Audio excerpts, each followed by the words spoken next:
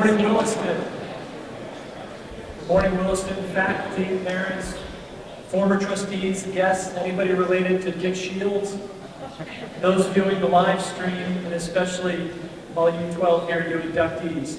Welcome to the Williston Northampton Schools Winter Cum Laude Induction Ceremony. Last year, we held this event virtually, except for the inductees and their families. And so I have to point out that once again, because of COVID, we all need to be conscious of rebuilding our traditions and ceremonies. Most in the audience today have never attended this event in person. And Cum Laude induction is a very big deal. We celebrate a dozen seniors whose sustained excellence earns them their place in Williston's chapter of the National Cum Laude Society. It's the high school equivalent of a college or university's Phi Beta Kappa status.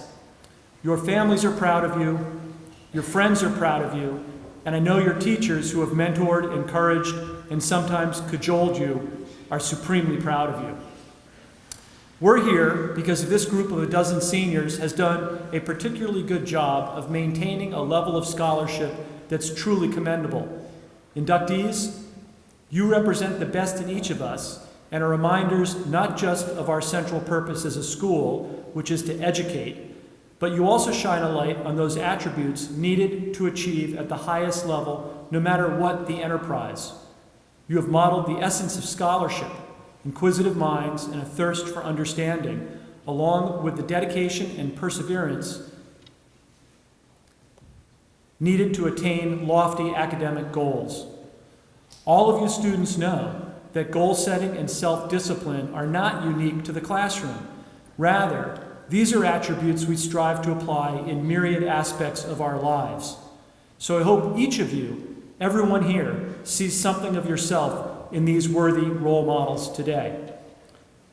Congratulations on being elected to the Cum Laude Society. This is a significant achievement and a testament to your hard work and dedication to your studies. You should be proud of this accomplishment and all that you've achieved during your time in high school. Your commitment to academic excellence will serve you well in your future endeavors, and I have no doubt that you will continue to achieve great things. Keep up the good work. Now, those last 5 sentences were ones I did not write. I didn't even think about writing them. All I did was type into ChatGPT, what would you say to honor high school seniors at a cum laude ceremony? And that's what I got. You probably would have no idea that I didn't write them unless I told you. The syntax was pretty solid, word choice about a B+, and the ideas expressed may be a little too formulaic, but still appropriate for the moment. The academic world that all of you occupy has already been changed by AI, and those changes are only going to accelerate. That acceleration, one that changes fundamentally the relationship between students and knowledge, creativity and product, human and machine, is mind-boggling.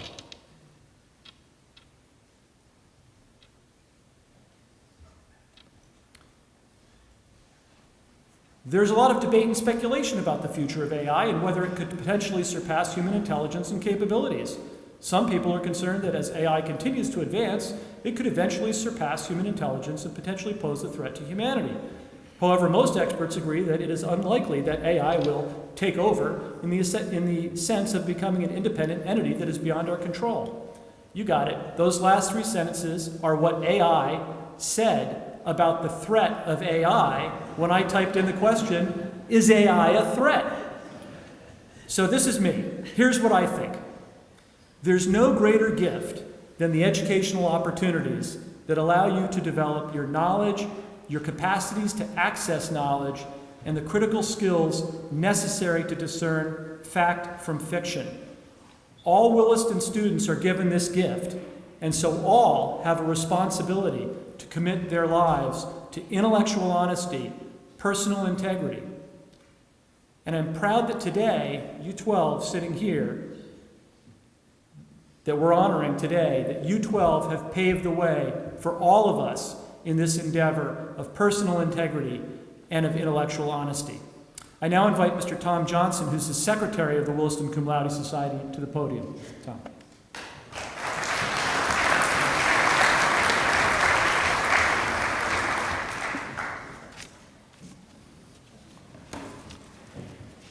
Good morning. We gather today to honor 11 seniors, or 12 seniors, whom we will induct into the Cum Laude Society.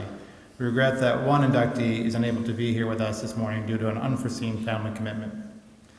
Induction into the Cum Laude Society is the highest academic award that the Williston Northampton School faculty can bestow. In celebrating such academic excellence, we celebrate our fundamental mission to inspire students to live with scholarly purpose, intellectual passion, and personal integrity.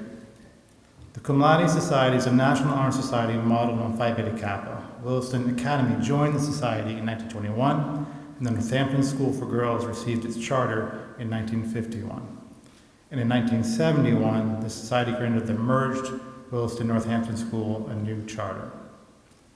All of us gathered here can take inspiration from the three ancient Greek words that form the motto of Cum Laude: arete, meaning excellence; dike, meaning justice; and time, meaning honor.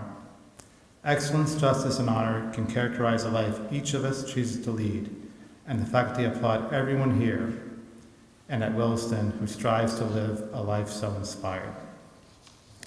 Moreover, we thank your families.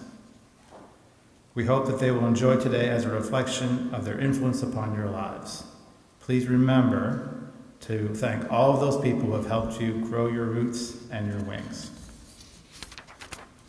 As we nurture your curiosity and persistence in the search for truth, beauty, and justice, you have taught us much about language and art, about math and science, about history and philosophy and faith, and above all, about a love of learning.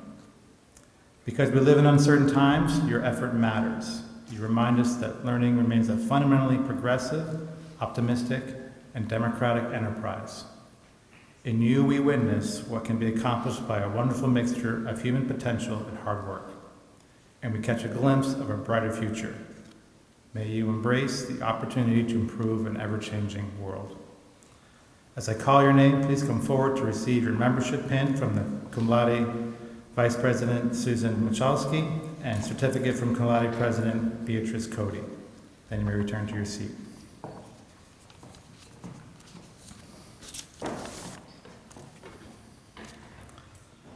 Philippa Berry.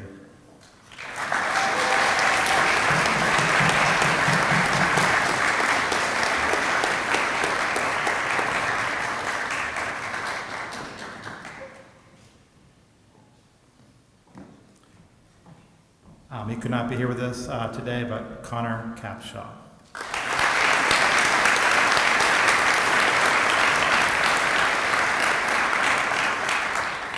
Daniel Sejek.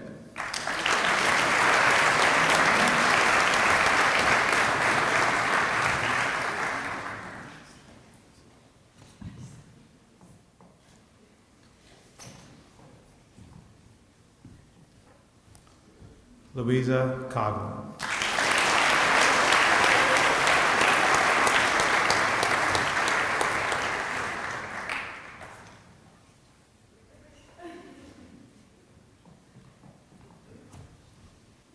Avery Kramer.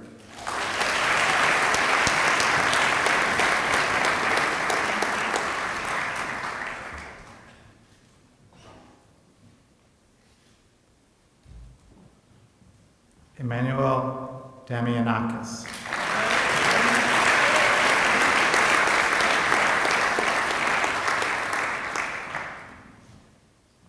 What up, Manny?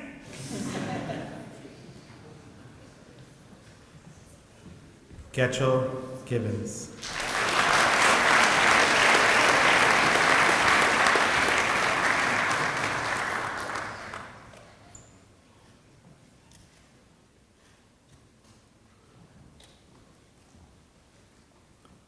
Max Graff.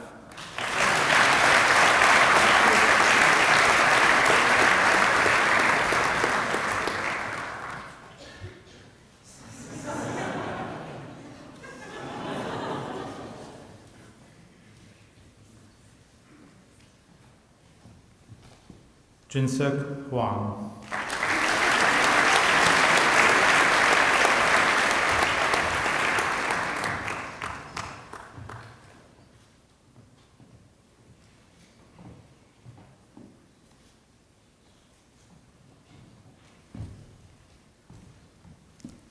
Catherine Kang.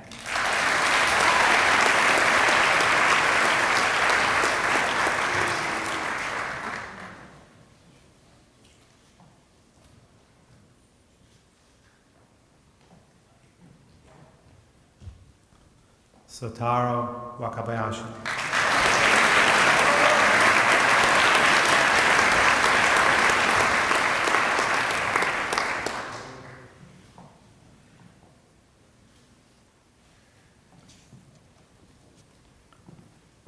Lauren Yi.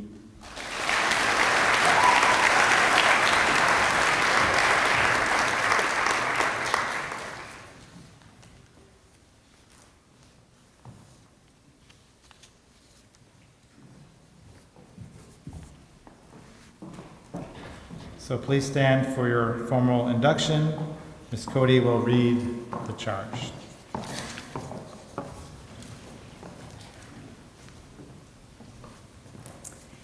Your exemplary record in academics and citizenship has earned for you membership in the Cum Laude Society, a fellowship of scholars whose purpose is to recognize and promote excellence in academic work.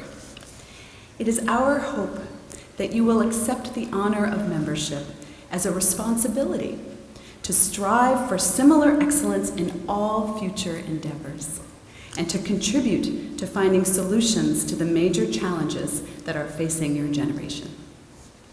On behalf of the faculty, I want to thank you for your consistently strong effort and interest. Your commitment to the highest level of academic work has inspired your classmates and your teachers. By the authority duly granted me as president, it is with great pride and pleasure that I welcome you into the Williston, Northampton chapter of the Cum Laude Society. Congratulations.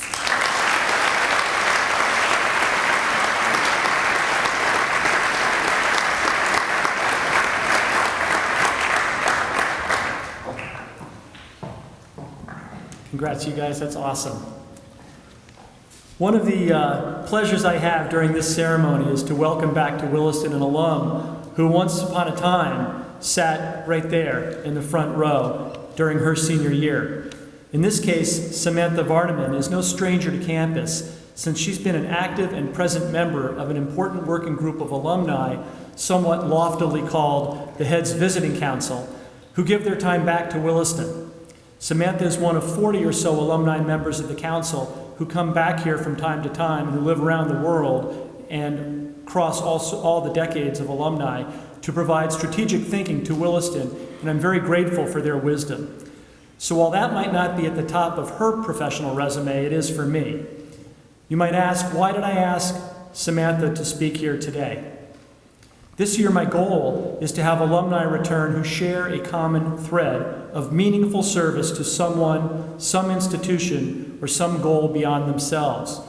At a time when a number of civil and social service professions are often disparaged, it's important for you to see that those who have served in government or the military or in NGOs or as community organizers are effective and successful. I cannot help but take note that as we gather here today, the U.S. Congress meets on the second anniversary of the Capitol riots that literally shook the foundations of our democracy. The civil servants who defended our elected officials on that dark day are being honored at the White House this afternoon, and their heroism allowed what we are seeing play out before us, which is a historically long vote for a new Speaker of the House of Representatives. Democracy can be messy, but the principles and ideals upon which it depends are not. At convocation, you heard from a former CIA station chief, and while I don't think that Samantha's a spy, she served overseas in some pretty challenging environments in Moldova as that Eastern European country struggled to overcome the legacy of the Soviet Union's control. She's accomplished important leadership work in the international effort to prevent child sex trafficking, producing reports for the United States Department of State and the United States Department of Justice. To say that she dedicated a major portion of her professional career to the welfare of the most vulnerable is a whopping understatement. In 1989, cum laude graduate of the Williston Northampton School, graduate of Boston College and then the University of Miami School of Law. Samantha now works at the Madeira School in Virginia in their advancement office. Please join me in welcoming back class of 1989 alum Samantha Vardaman to Williston as our honored speaker.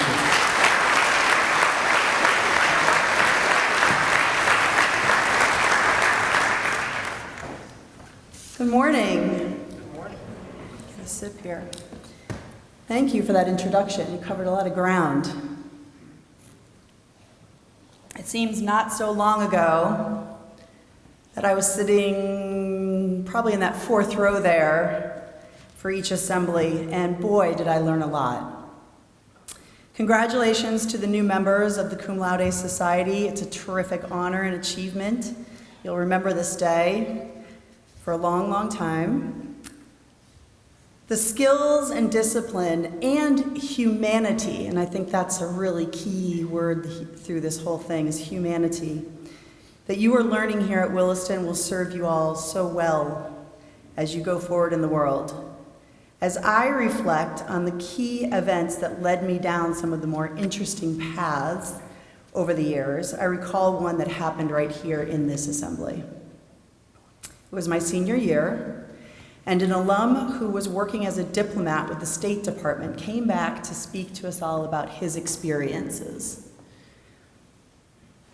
I remember first thinking, he's rather young to be doing such an incredible job, and I thought, maybe I could do this too. Then I remember thinking, oh no, he's probably fluent in multiple languages, he has an Ivy League degree. But no, he was not multilingual, and no, he did not go to an Ivy League college, although he did later get his master's degree at Georgetown, which then led me to apply to Georgetown, but alas, did not get in. Here's what he said that I remember so well. It takes courage. Courage. With encouragement from my advisor, Kathleen Robinson, and the amazing faculty at Williston, and later in college and law school, I pursued my interest in international affairs that started right here. Years later, I realized my goal of living and working internationally. I completed law school, and I was working in a law firm for many years when I realized there was something else I was meant to do. I applied to work with the American Bar Association, Central European and Eurasian Law Initiative, implementing an ambitious rule of law program in the former Soviet Union, aiming to replace the old legal system with a modern one. I am sure you all know that the Soviet Union began its spectacular collapse in 1989, finally dissolving in 1991. The tragic consequences of that regime included a dysfunctional, inaccessible, and outdated legal system. Millions of people in dozens of new independent states had their rights stripped away, their land seized, their families splintered. They needed lawyers and functioning courts to restore them. Also, law schools needed to be overhauled and modernized. Law clinics were a way to accomplish both of these needs, and a primary feature of the Rule of Law program was to establish law clinics. In the first year of starting a law clinic within a university in the northern part of the country, over 30 people were helped to reclaim their passports and documents taken from them by traffickers when they were trafficked abroad for labor and sexual exploitation. The fact that they had found their way back to Moldova was a miracle, but their lives were in tatters. Moldova was one of the hardest hit by trafficking in persons of all the new independent states. Children were left behind with grandparents, while young parents went to look for work abroad, hoping that their opportunity was legitimate and not a trick. Some parents did not come back. Grandparents needed legal custody and support to raise these children. Young mothers and fathers left behind needed to sell their houses, get remarried, access joint bank accounts. All of this required legal help. and better laws. And this was just the ripple effects of human trafficking. A curious case we helped file with the European Court of Human Rights involved the restricted access of farmers to their own land every day because it lay on the other side of the border with an unrecognized breakaway republic called Transnistria. The case was resolved in favor of the farmers, but the problem continues because Transnistria continues to enforce that unrecognized border. The invasion of Ukraine will make the problems of the region much worse, I'm afraid. During my time living in Moldova, I also had the incredible honor of participating in election monitoring during the Orange Revolution in Ukraine and Moldova's own nascent attempt at a color revolution, as they came to be called. Talk Yushchenko was heard on the streets of Kyiv in the fall of 2004 as the people protested corruption and tried to bring in a Western-leaning leader. As one of the many election monitoring teams traveling around the country that cold winter, my friend and I found ourselves bundled into unheated public buildings to watch the counting of ballots. The most interesting place was the voting taking place late in the night within the large prison outside of Kyiv. Prisoners can vote. Shivering in our LL Bean down parkas, we were escorted by heavily armed and masked guards for our safety and theirs, and sat for several hours as hundreds of prisoners were paraded through to vote. No inconsistencies were observed. Along the way, I was able to live a totally different way, learn new languages, try new foods, make new friends and family. I have a goddaughter in the Netherlands. I have a godson in Moldova. In 3 years, I traveled in Russia, Belarus, Uzbekistan, Serbia, Ukraine, Poland, Turkey, Jordan, Cyprus, Egypt, Czech Republic, Hungary, the Netherlands, Austria, and of course throughout Moldova. These are countries I had only heard about, most of them.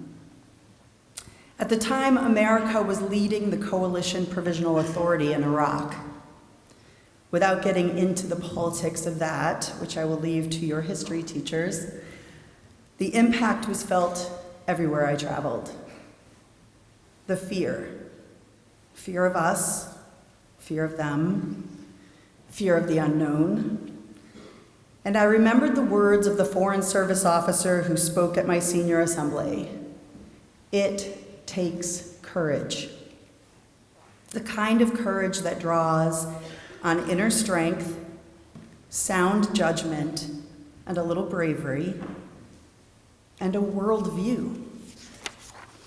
I realized then that courage is not always a response to our own fear. It can also be a response to others' fear.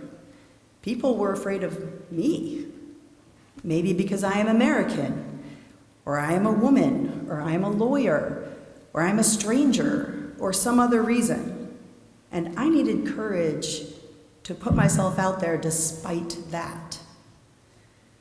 To persist in growing beyond your zip code, to explore and embrace differences, and to explore the world, it takes courage. Today, courage is needed more than ever. The world is polarized over so many issues, from politics to religion to health. It almost makes you want to live your life vicariously through the internet. And you know what? Some people are. And that breeds intolerance and extremism. As for me, I continued to travel after returning to live in Washington, D.C. I added quite a few more countries to the list of those I worked in, including Japan, Jamaica, India, Nepal, Fiji, and the Northern Mariana Islands. I ran a nonprofit working to combat child sex trafficking in various countries, including the United States, which has a very big problem with this. I saw some things I wish I hadn't, but I also saw some things that kept me curious and motivated. Sometimes those two things happened at the same time. walking through the red light district of Mumbai to a worship service in the attic of an old commercial building with trafficked women and children was shocking and made me recommit to fighting slavery. I wanted to grab their little hands and just run home, but that wasn't possible. Waiting in an adjoining hotel room to receive the 15-year-old girl being sold by her uncle to an undercover police officer in a sting operation in Jamaica and move her to a safe place. It crushed and crazed me at the same time. Now I have 2 small children, and it will take a lot of courage for me to take them with me on my adventures, logistical courage and emotional courage, but I will do it. And I urge you, get out there. It does take courage, but it is worth it. And I think you all have what it takes to do it. So congratulations again, and thank you.